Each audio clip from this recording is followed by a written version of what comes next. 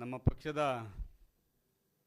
ಬೆಳ್ಳಿ ಹಬ್ಬವನ್ನು 21-22ನೇ ತಾರೀಕು ರಾಷ್ಟ್ರೀಯ ಕಾರ್ಯಕಾರಿಣಿ ಮಾಡೋ ಮೂಲಕ ಆಚರಿಸ್ತಾ ಇದ್ದೀವಿ.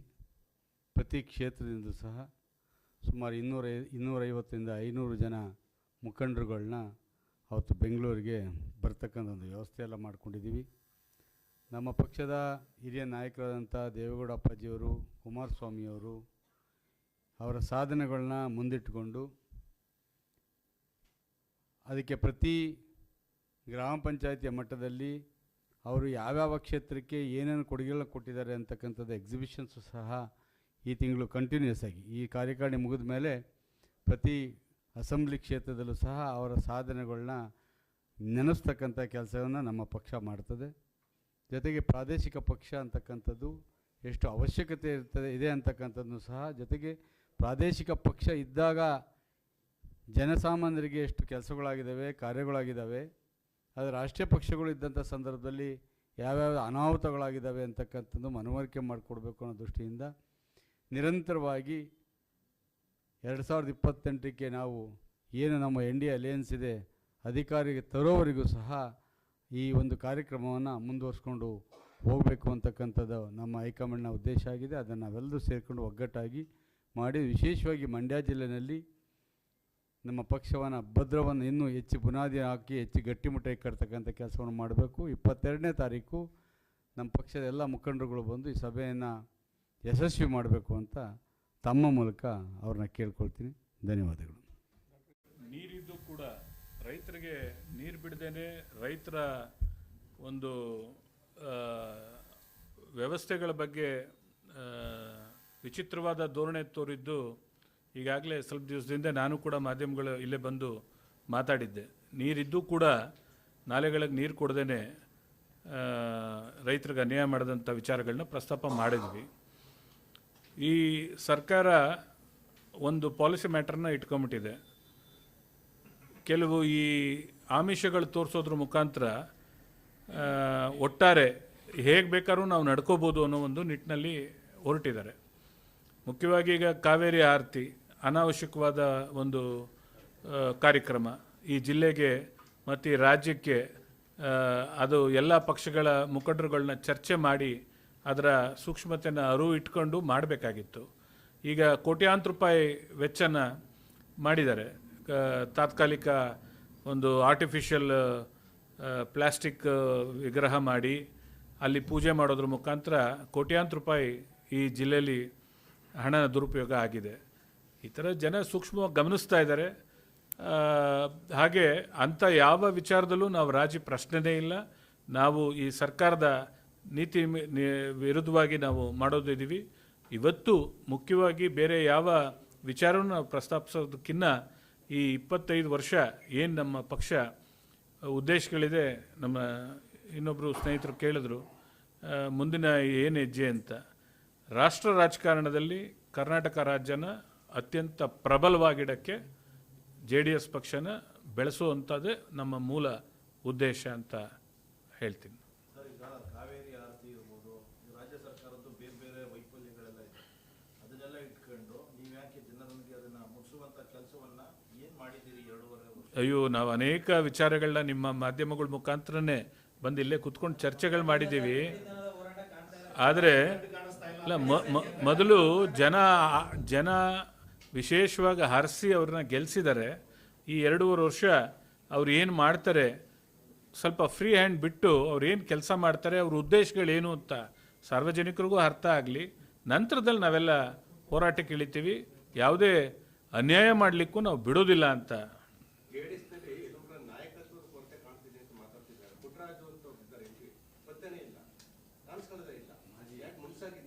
JDS ಅಲ್ಲಿ ನಾಯಕರಿರೋದು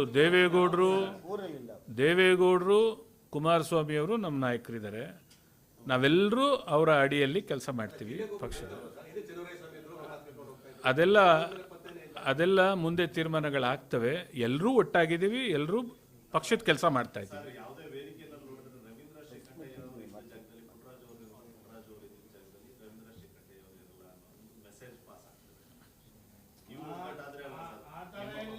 ಅಲ್ಲ, ಅದನ್ನು ಅದನ್ನು ಯಾವ ಥರ ವ್ಯಾಖ್ಯಾನ ಬೇಕಾದರೂ ಮಾಡ್ಕೋಬೋದು. ನಮಗಿರೋದು ನಾಯಕತ್ವ ದೇವೇಗೌಡರು ಮತ್ತು ಕುಮಾರಸ್ವಾಮಿಯವರು, ಅದರ ಅಡಿಯಲ್ಲಿ ನಾವೆಲ್ಲರೂ ಕೆಲಸ ಮಾಡ್ತೀವಿ.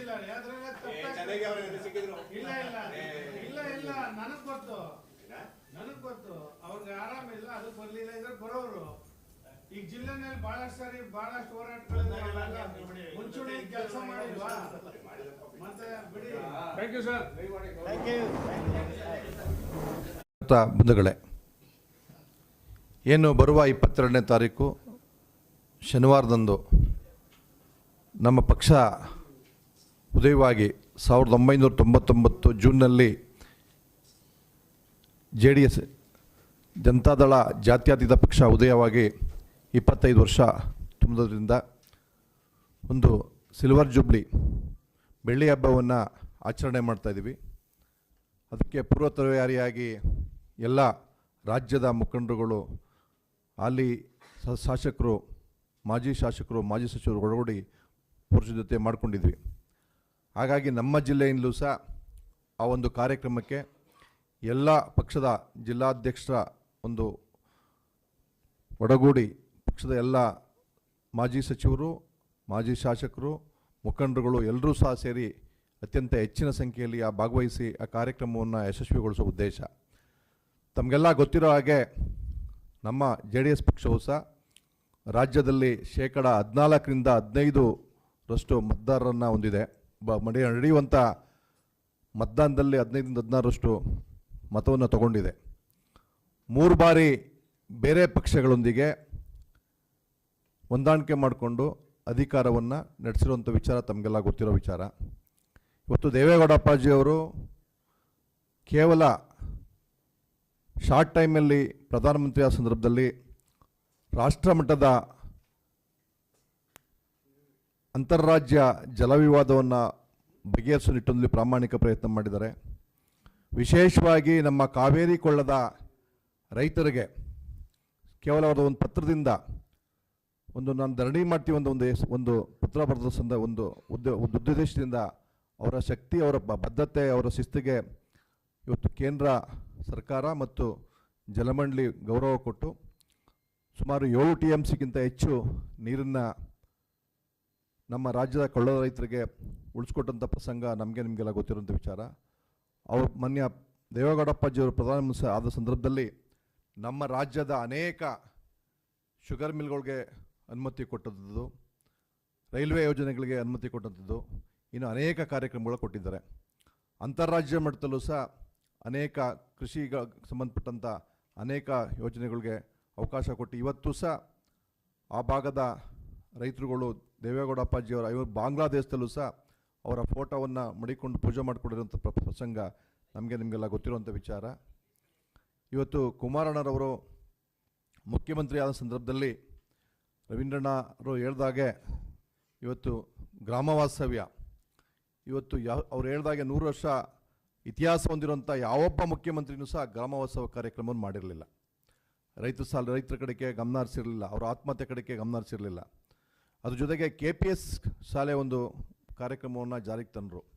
ಇವತ್ತು ರಾಷ್ಟ್ರೀಯ ಶಿಕ್ಷಣ ನೀತಿನಲ್ಲಿ ಆ KPS ಶಾಲೆ ಮಾದರಿಯನ್ನು ಅಳವಡಿಸ್ಕೊತಿರೋದು ನಿಮಗೆಲ್ಲ ಗೊತ್ತಿರೋ ವಿಚಾರ. ಇವತ್ತು ಈಗ ಬಂದಂಥ ಸರ್ಕಾರಗಳು ಸಹ KPS ಶಾಲೆಯ ಕಾನ್ಸೆಪ್ಟ್ ಚೆನ್ನಾಗಿದೆ, ಅದನ್ನು ಮುಂದುವರ್ಸೋಣ ಅಂತ ಮುಂದುವರಿಸ್ತಾ ಇದ್ದಾರೆ.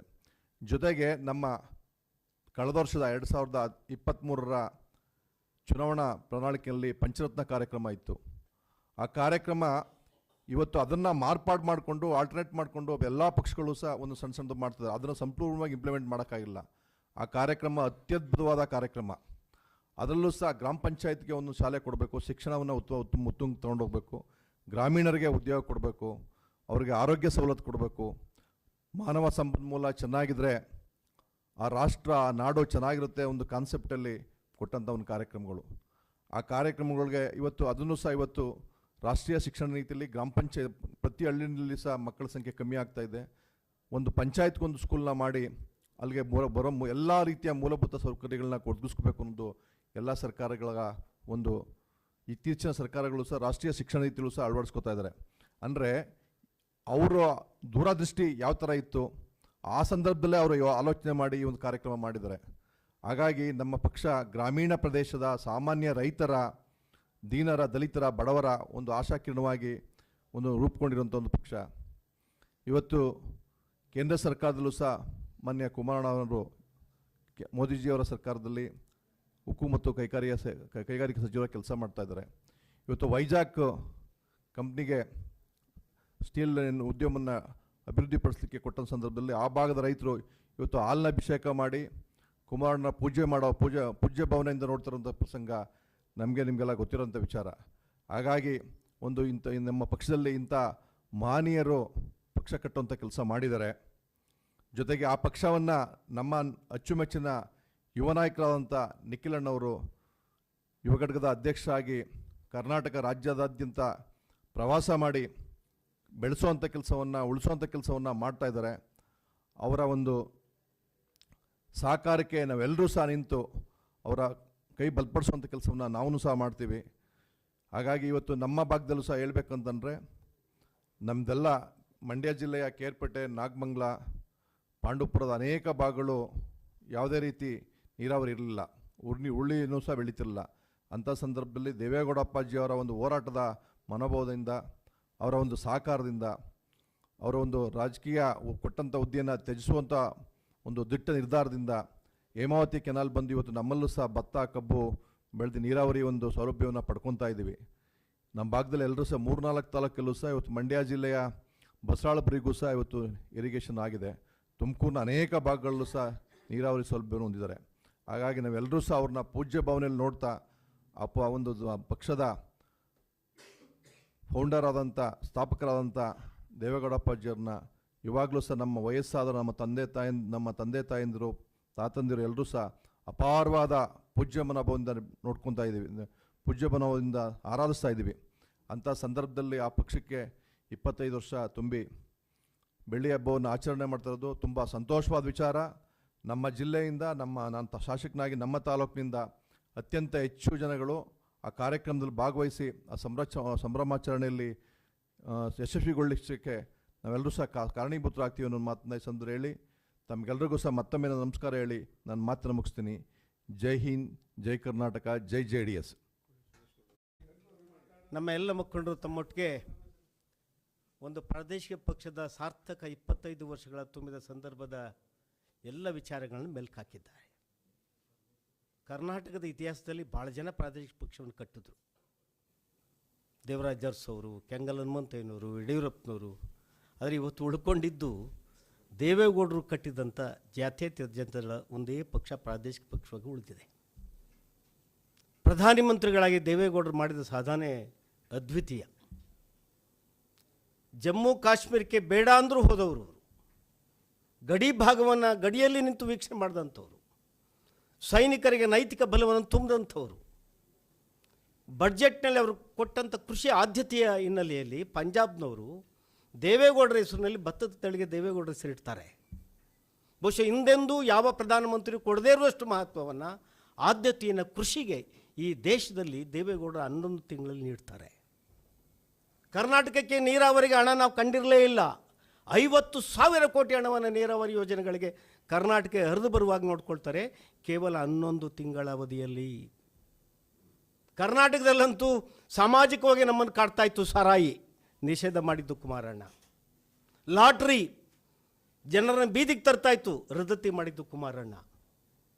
ಸರ್ಕಾರನ ಜನರ ಬಳಿಗೆ ಕೊಂಡೊಯ್ದಂಥ ಕುಮಾರಣ್ಣವರು ಹೊಸ ದಾಖಲೆಯನ್ನು, ಒಂದು ಹೊಸ ಭಾಷ್ಯವನ್ನು ಪ್ರಾದೇಶಿಕ ಪಕ್ಷದ ಮುಖ್ಯಮಂತ್ರಿಗಳಾಗಿ ಈ ರಾಜ್ಯದಲ್ಲಿ ಬರೆದರು.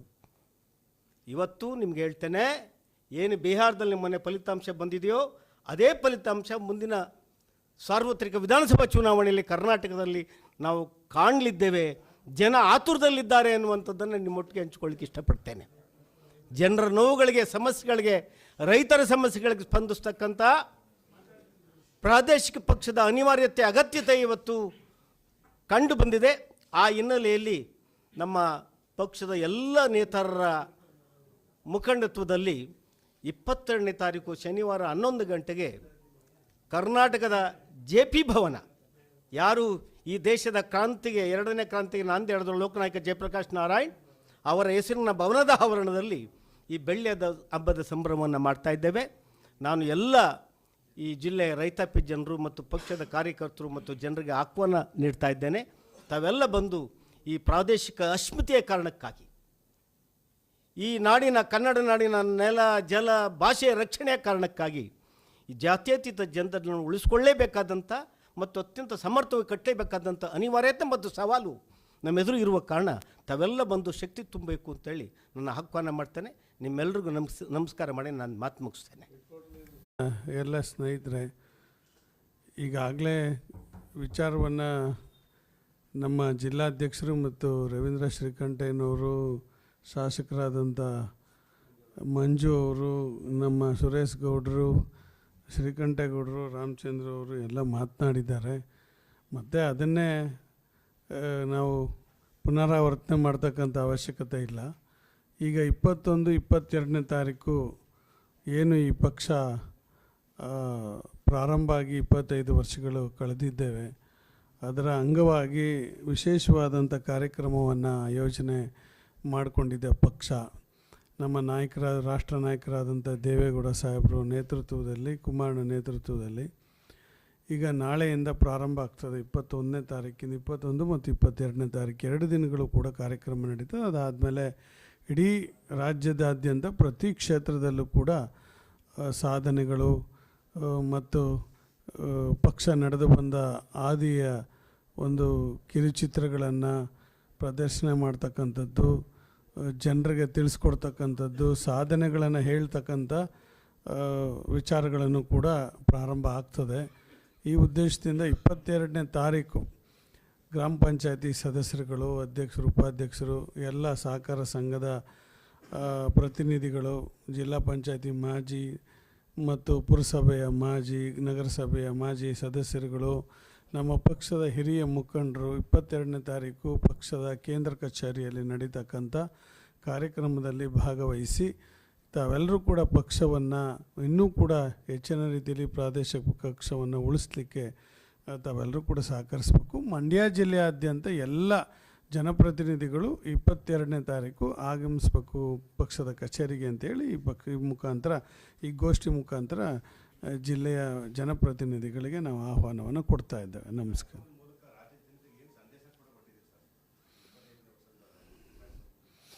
ಈಗ ನಮ್ಮ ಶ್ರೀಕಂಠೇಗೌಡರು ಆಗಲೇ ಮಾತನಾಡಿದ್ದಾರೆ, 25 ವರ್ಷ ಬೇರೆ ಯಾರೂ ಕೂಡ ಒಂದು ಪ್ರಾದೇಶಿಕವನ್ನು ಪಕ್ಷವನ್ನು ಕಟ್ಟಿ 25 ವರ್ಷ ಉಳಿಸ್ಕೊಳ್ತಕ್ಕಂಥ ಒಂದು ಚೈತನ್ಯ ಯಾರಿಗೂ ಕೂಡ ಇಲ್ಲ, ಇಲ್ಲಿವರೆಗೂ ಕೂಡ ಉಳಿಸ್ಕೊಂಡಿಲ್ಲ. ಬಂಗಾರಪ್ಪನವ್ರು ಕಟ್ಟಿದ್ದಾರೆ, 5 ವರ್ಷಕ್ಕಾಗಿದೆ. ನಮ್ಮ ಯಡಿಯೂರಪ್ಪನವ್ರು ಕಟ್ಟಿದ್ರು 4-5 ವರ್ಷಕ್ಕಾಗಿದೆ. ಶ್ರೀರಾಮುಲು ಕಟ್ಟಿದ್ದಾರೆ, 1 ವರ್ಷಕ್ಕೋ 2 ವರ್ಷಕ್ಕೋ ಮುಗಿದೋಗಿದೆ. ಸಿದ್ದರಾಮಯ್ಯನವ್ರು ಕಟ್ಟಿದ್ರು ABPJD ಅಂತ, ಅದೊಂದು 6 ತಿಂಗಳಿಗೆ ಮರ್ಜ್ ಮಾಡಿಬಿಟ್ರು, ನಡ್ಸೋಕ್ಕಾಗದೆ. ಇಂಥ ನಿಟ್ಟಿನಲ್ಲಿ ಒಂದು ಗಟ್ಟಿತನವನ್ನು, ಹೋರಾಟವನ್ನು ಇಟ್ಕೊಂಡು ಶ್ರೀಮಾನ್ ದೇವೇಗೌಡಜಿಯವರು 25 ವರ್ಷಗಳ ಕಾಲ ನಿರಂತರವಾಗಿ ಈ ಕರ್ನಾಟಕದ ರೈತರ, ಬಡವರ ಸಮಸ್ಯೆಗಳನ್ನು ರಾಷ್ಟ್ರೀಯ, ಅಂತಾರಾಷ್ಟ್ರೀಯ ಮಟ್ಟದಲ್ಲಿ ಕೊಂಡೋಗಿ ಇದನ್ನು 25 ವರ್ಷಗಳ ಕಾಲ ಪ್ರಾದೇಶಿಕತೆಯನ್ನು ಉಳಿಸ್ಕೊಂಡಿರ್ತಕ್ಕಂಥದ್ದು ಒಂದು ದೊಡ್ಡ ಸಾಧನೆ. ಆ ಸಾಧನೆಯನ್ನು ಮುಂದೂ ಕೂಡ ಮುಂದುವರಿಸಬೇಕು ಅಂತಕ್ಕಂಥ ಹಂಬಲದಿಂದ ಇವತ್ತು ಈ ಕಾರ್ಯಕ್ರಮವನ್ನು ರೂಪಿಸ್ಕೊಂಡು ಇಡೀ ರಾಜ್ಯದಾದ್ಯಂತ ಪ್ರವಾಸ ಮಾಡಿ ನಮ್ಮ ನಾಯಕರಾದಂಥ ದೇವೇಗೌಡಜಿಯವರು, ರಾಷ್ಟ್ರ ನಾಯಕರು, ಕುಮಾರಣ್ಣವರು ಮಾಡಿದಂಥ 2 ಬಾರಿ ಮುಖ್ಯಮಂತ್ರಿಯಾದ ಅವಧಿಗಳನ್ನು ನಮ್ಮ ಜನರಿಗೆ, ಬಡ ಜನರಿಗೆ, ರೈತರಿಗೆ, ಈ ರಾಜ್ಯದ ದೀನ ದಲಿತರಿಗೆ, ಮಹಿಳೆಯರಿಗಾಗಿರ್ತಕ್ಕಂಥ, ಅಂಗವಿಕಲರಿಗಾಗಿರ್ತಕ್ಕಂಥ ಅನುಕೂಲತೆಗಳನ್ನು ಯಾವ ಸಂದರ್ಭದಲ್ಲಿ ಇವತ್ತು ತೀರ್ಮಾನಗಳನ್ನು ತಗೊಂಡಿದ್ದಾರೆ ಅದನ್ನು ಜನರಿಗೆ ನೆನಪಿಸ್ಕೊಡ್ಲಿಕ್ಕೆ ಮತ್ತು ತಿಳಿಸ್ಲಿಕ್ಕೆ ಮತ್ತು ಈ ಸಾಧನೆಯನ್ನು ಹೇಳಲಿಕ್ಕೋಸ್ಕರ ಇಂಥ ಒಂದು ಈ 25ನೇ ವರ್ಷದ ಬೆಳ್ಳಿ ಹಬ್ಬದ ಕಾರ್ಯಕ್ರಮವನ್ನು ಹಮ್ಮಿಕೊಂಡಿರ್ತಕ್ಕಂಥದ್ದು. ಅದರಿಂದ ತಮ್ಮ ಸಹಕಾರನೂ ಕೂಡ ಇದರಲ್ಲಿ ವಿಶೇಷವಾಗಿ ಈ ಪಕ್ಷಕ್ಕೆ ಬೇಕಾಗ್ತದೆ. ಯಾಕೆಂದರೆ ನೀವೆಲ್ಲ ಕರ್ನಾಟಕದ ಮಾಧ್ಯಮದ ಸ್ನೇಹಿತರು, ಇಲ್ಲಿ ಯಾರು ತಮಿಳುನಾಡು, ಆಂಧ್ರದವರು, ಉತ್ತರ ಪ್ರದೇಶದವರು ಯಾರೂ ಇಲ್ಲ. ಪ್ರಾದೇಶಿಕ ಪಕ್ಷವನ್ನು ಉಳಿಸ್ಬೇಕಾಗಿರ್ತಕ್ಕಂಥದ್ದು, ಬೆಳೆಸ್ಬೇಕಾಗಿರ್ತಕ್ಕಂಥದ್ದು ಸಹಕಾರ ನೀವು ಮಾಡಬೇಕು. ಮಾಧ್ಯಮದ ಮಿತ್ರರು ನೀವು ಮಾಡಿದ್ರೆ ಈ ಪಕ್ಷ ಉಳ್ಕೊಳ್ತದೆ, ಇನ್ನೂ ಗಟ್ಟಿ ಆಗ್ತದೆ ಈ ರಾಜ್ಯದಲ್ಲಿ ಅಂತಕ್ಕಂಥದ್ದನ್ನ ನಿಮ್ಮನ್ನು ಇವತ್ತು ಮನವಿ ಮಾಡ್ಕೋತಾ ಇದ್ದೇವೆ. ದಯಮಾಡಿ ತಾವೆಲ್ಲರೂ ಕೂಡ ಸಹಕರಿಸಬೇಕು ಅಂತೇಳಿ ನಾನು ಮನವಿ ಮಾಡ್ಕೊತೇನೆ. ನಮಸ್ಕಾರ. ನನ್ನ ಮಾಧ್ಯಮ ಪತ್ರಿಕಾ ಮತ್ತು ಮಾಧ್ಯಮ ಮಿತ್ರರೇ, ಇದೇ ತಿಂಗಳು 22ನೇ ತಾರೀಕಂದು ನಡೆಯುವಂಥ ನಮ್ಮ ಬೆಳ್ಳಿ ಹಬ್ಬದ ಸಂಭ್ರಮಾಚರಣೆಗೆ ನಮ್ಮ ಪಕ್ಷವನ್ನು ಕಟ್ಟಿ ಬೆಳೆಸಿದಂಥ ನಮ್ಮ ಎಲ್ಲ ಕಾರ್ಯಕರ್ತ ಬಂಧುಗಳೇ ಹಾಗೂ ಮುಖಂಡರೇ ಎಲ್ಲರೂ ಒಗ್ಗೂಡಿ ನವಂಬರ್ 28ನೇ ತಾರೀಕು ಬನ್ನಿ, ನಾವೆಲ್ಲರೂ ಭಾಗವಹಿಸೋಣ, ನಮ್ಮ ಪಕ್ಷವನ್ನು ಕಟ್ಟಿ ಉಳಿಸೋಣ. ತಮ್ಮೆಲ್ಲರನ್ನೂ ಈ ಮೂಲಕ ಆಹ್ವಾನಿಸ್ತೀನಿ. ಎಲ್ಲರಿಗೂ ಧನ್ಯವಾದಗಳು. Thank you.